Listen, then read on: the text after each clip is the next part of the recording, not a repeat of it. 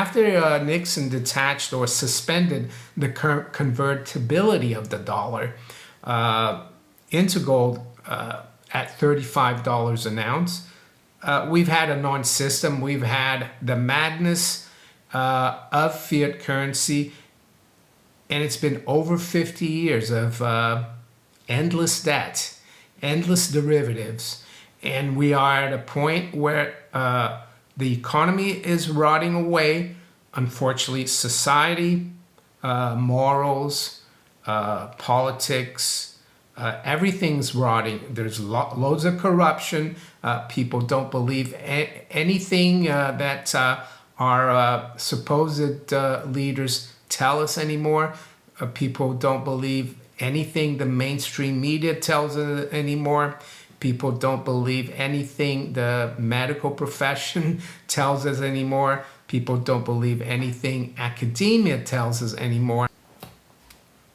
Tuesday, August 12th, 2025, Maneco 64, home of alternative economics and contrarian views. Well, it's quite hot here in the UK. It's almost 30 degrees during the day in these last few days. Celsius, of course.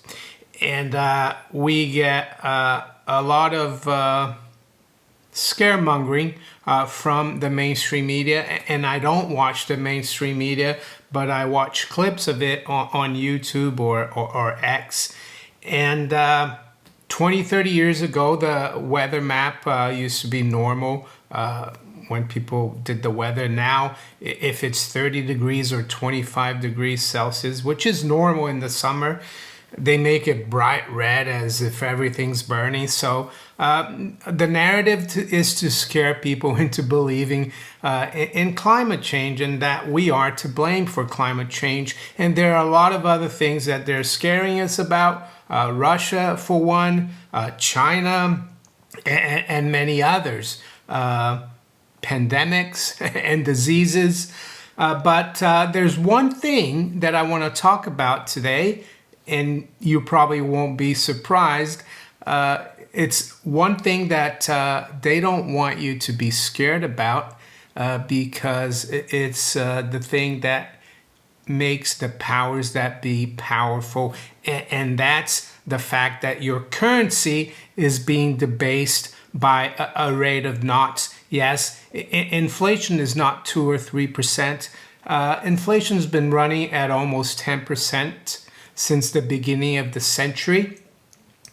And that's looking at the gold price. On average, it's gone up about 10% against the major fiat currencies of the world. I'm not even talking about third world country currencies here. I'm talking about the dollar and the pound. So is it any wonder that our economies are rotten and getting even more rotten at a rate of knots? No, because we don't have a sound currency, we don't have sound money. So how can we have a sound economy? Because money is 50% of all commercial transactions. And if you make the money or the currency, I'm going to use it interchangeably here, society decays, and we get to the point where we're now here in the UK, in Western Europe, in the US, of course, in the third world countries, they've had this problem since many decades. So what I want to do today, because the topic of money and currency is not taught at major universities or schools or high schools, and it sounds really odd, isn't it? That's such an important part of our lives. There's no talk about it, right? The nature of money and currency, how it came about. And I remember really well back in the day when I was at the American school in Rio, a high school in Rio. We had a class, economics class, and I remember the teacher's name. Her name was Mrs. Fowler. And when it came to the topic of money, she was like, "Oh, we don't really know. It's all subjective." So that's how teachers go in terms of money. But the thing about money and currency is that it's not complicated at all, and that's why they don't teach you. Because if they did, like Henry Ford said once, if they explain how our monetary system really worked, there'd be a revolution the next day. So what I'm going to do today is I'm going to recommend a book. It's one of my favorite books about the topic, and I've recommended it many times, but we get more and more subscribers, new viewers. And this is the book here, What Has Government Done to Our Money? And the Case for a 100% Gold Dollar by Murray Rothbard. So Murray Rothbard was an American economist, and he was a disciple of the Austrian School of Economics.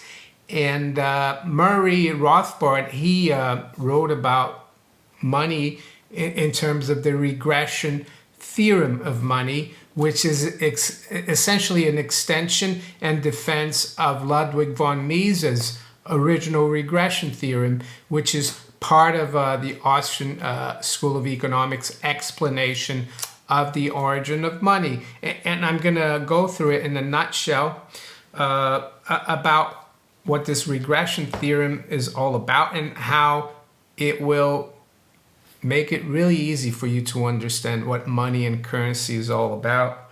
So, and I would say money is really important in the modern industrial information age society. In any society, money and currency promote specialization, promote commerce, promotes investment, because sound money leads to savings, and savings lead to investment and economic growth. But back to the regression theorem analysis of money. All it is basically is, if you go back to more primitive societies, and you look at how they survived. Well, they used to survive from hunter-gathering, and then people joined up into small groups, into tribes, and then people started doing different things. You had farmers, you had hunters, you had blacksmiths or whatever, fishermen, and what people found out is that they could exchange or barter goods and services. But there was a problem that Mr. A might want what Mr. B had, but Mr. B didn't want what Mr. A had. So this direct exchange or bartering was very inefficient. But eventually, through trial and error, people realized that there were some commodities that were more marketable. And all that means is that these commodities were more desired almost by everyone, so you could use it as an indirect exchange commodity. And that's how money evolved. And it's been many different things. It's been salt, it's been conches, it's been skins, fur skins, it's been many things. And it's also been gold and silver because of jewelry, like religious items. Gold and silver became very popular as money, as indirect exchange. And eventually, gold and silver became the most marketable commodities. That's basically what money is. And it wasn't decided by government. It was decided by people in a free, relatively free society, doing voluntary, indirect exchange. They decided to use gold and silver as money. And I think it was in Lydia 3,000 years ago or so, 3,500 years ago, that they actually started minting coins. It was first the electrum, which was a coin mixed with gold and silver, and then they were able to separate it. And the Romans, they came out with their coins, and it made things much easier. And unfortunately, we are at a point where commodities have been eliminated as money by government and the central banks, especially since the beginning and end of World War One. And what we have now is fiat currency or fiat money, which is basically based on debt. Because in the old days, if you were using commodity money, gold and silver coinage, you could extinguish that. So if you had a promissory note for a $20 gold piece, you could take that to the bank, and the bank would give you the money, the gold, and that would extinguish that debt, the banknote. But what happened, and it wasn't the first time, of course, because since money started, potentates, kings, queens, emperors, presidents, they've been ripping off the public and their currency by debasement. The Romans did it. They just took the silver out of the denarius, and eventually the denarius had no silver whatsoever. That led, of course, to people in the free market in Rome and the empire raising prices because they knew these coins were kind of worthless. And that's what they did. After World War One, especially in Europe, they suspended money, basically. They suspended gold convertibility. Yes, silver continued in most countries up until the 1960s. But gold has been more of a money for savings because it's historically the gold to silver ratio has been about 15-1. So gold is less bulky, more valuable. So people keep it more for savings, for wealth preservation, and also for big ticket items. But silver is just as important. It was money, and I think it still is, in my opinion. A lot of the words that people use in different languages for money mean silver. Like in French, argent is the word for money. Plata in Spanish as well means money or silver, and so on. You can comment below what other languages silver is used as money. But so that's what's been happening for over 100 years in the West and also around the world, because the West has been in control of the world's monetary system. And I do this because ever since 1971, we have a known system, and that's not me saying it. It was a former central banker called John Exter. He worked for the New York Fed, and he helped found the Philippine Central Bank and the Ceylon Central Bank, which is now Sri Lanka. And he said that after Nixon detached the American currency, aka the dollar, from gold on August 15th, 1971, which is actually, I think it's next, is it Friday? Yeah, Friday. That's when Putin and Trump meet as well in Alaska. After Nixon detached or suspended the convertibility of the dollar into gold at $35 an ounce, we've had a non-system. We've had the madness of fiat currency, and it's been over 50 years of endless debt, endless derivatives, and we are at a point where the economy is rotting away.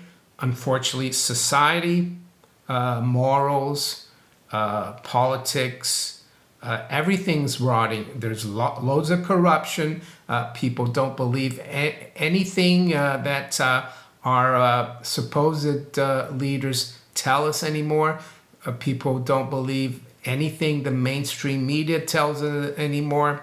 People don't believe anything the medical profession tells us anymore. People don't believe anything academia tells us anymore. Up until 1971, from when the Bretton Woods system was created in 1944 until 1971, we didn't really go back to the classical gold standard. And the classical gold standard of the 19th and early 20th century actually wasn't arrived at from a conference at a neutral place or a Bretton Woods. It was arrived at by custom and by what the market decided things were, right?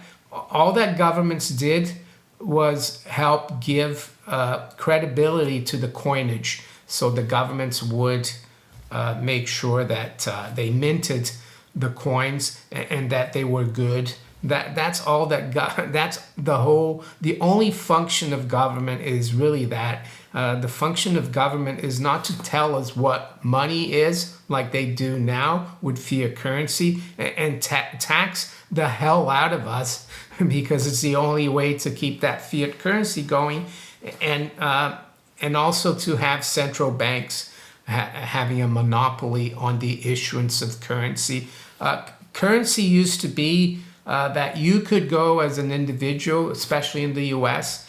If you live, let's say, in California, you could take some gold that you found during the gold rush, take it to the mint in San Francisco, and have it coined into a $5 gold piece, a $10 gold piece, or you could take silver bullion that you found and dug out of the ground, and they would mint silver dollars for you, quarters or whatever, dimes, and they would take a seigniorage, like a small percentage, not to make a profit, but to keep it running. And that was the only purpose of government. But that's gone out the window, and unfortunately, that's why our economies are rotten. And I learned this, and I learned this over 20 years ago. Prior to that, I'd been working for 15 years or so in the financial sector. And that was the last thing like people think about in the city of London or Wall Street, the nature of money. But for some reason, I started looking into it in the late 1990s, early 2000s. And I realized that things were going to get worse because mathematically, you can't keep a debt bubble going forever. And you can't keep a fiat currency going without debt. So what's the antidote? Well, the antidote is going back to free markets, small governments, sound money. And it's not guaranteed, but you can always try to be your own central bank for yourself and for your family, and maybe even help friends. And how do you do that? Well, you just start accumulating a little bit of gold and silver whenever you can. Yes, it's getting more and more unaffordable, not because gold and silver are getting expensive. No, people, it's because our currencies are collapsing. And you still have time to get some. And this is not financial advice. I'm just saying what I think. And that's why, I've been running this channel for almost 10 years to warn the public about it. And hopefully some of you will wake up and help yourself and your family survive through this coming currency collapse. Yes, the world will be the same. The beaches will look just as nice. The green fields, the big cities and everything else. It's just that the way the economy is run with money, which is a really important part, money and currency, of course, because you can't have economic exchange without it. You can't have savings for investment without it. Yeah, things will come back. It's not the end of the world. My hope is that people wake up and they reject what the people who have put us in this position propose. And this will probably be not money, but some kind of digital prison through CBDCs, through digital currencies, through cryptocurrencies. And that's my hope. And I think by having a few gold and silver coins outside the system, it will be very helpful. And I've been asked since the beginning of this channel back in 2015, where can I get gold? Well, I tell people to do their homework and to find a reputable dealer. But if you want to help the channel and if you want to help me continue to bring this message across, check out my affiliates below in the description. Gold Investments in the UK and Miles Franklin in the US. So yeah, really easy book to read. It's not for PhD economists, but I think it will be probably the most important book that you read about money. Yes, it will wake you up. It did that to me over 20 years ago. So I'm going to put a link to free PDF for this book in the description. It's from the Mises Institute, and there's a link as well to their bookstore if you want to buy the book. And the other literature I'm going to recommend is actually an essay by Howard Buffett, Warren Buffett's father, who was a congressman from Nebraska, and he wrote Human Freedom Rests on Gold Redeemable Money. And yes, it was written back in 1948, and I think you will find it really interesting. I'm going to put a link to it below in the description as well. And with that, I'm going to wish you all a very good day. Take care. Bye.